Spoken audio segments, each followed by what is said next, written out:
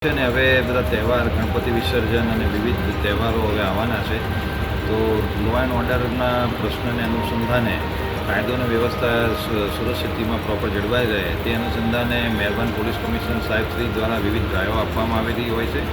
તો આ જ કામગીરીના ભાગરૂપે આજે સિંગણપુર અને કતારગામ પોલીસ સ્ટેશન વિસ્તારની અંદર જે શરીર સંબંધી ગુનાઓમાં છેલ્લા વર્ષોમાં સંકળાયેલા આરોપીઓ તેમજ લિસ્ટેડ બુટલેગરો આ બધાને આજે અહીંયા કતારગામ ખાતે બોલાવવામાં આવેલા છે અને તમામની સામે અટકાયતી પગલાં લેવામાં આવશે.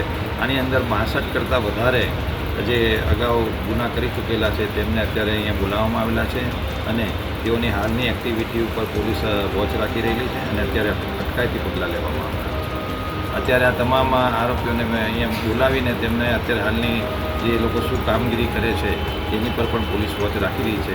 એમાં NDPSની અંદર પકડાયેલા આરોપીઓને પણ અત્યારે બોલાવવામાં આવે છે, જે એમની વોચ અમે કરતા જ રહ્યા છે. એ લોકો અત્યારે મેઇન સ્ટ્રીમની અંદર આવી ગયેલા છે ને હવે આવી કોઈ ગુન્યા કૃત્યમાં હાલમાં એ લોકો સંકળાયેલા નથી, પરંતુ કાયદો અને વ્યવસ્થા જળવાય તે અનુસંધાને આ તમામ આરોપીઓની વિરુદ્ધમાં અત્યારે અટકાયતી પગલાં લેવામાં આવે છે.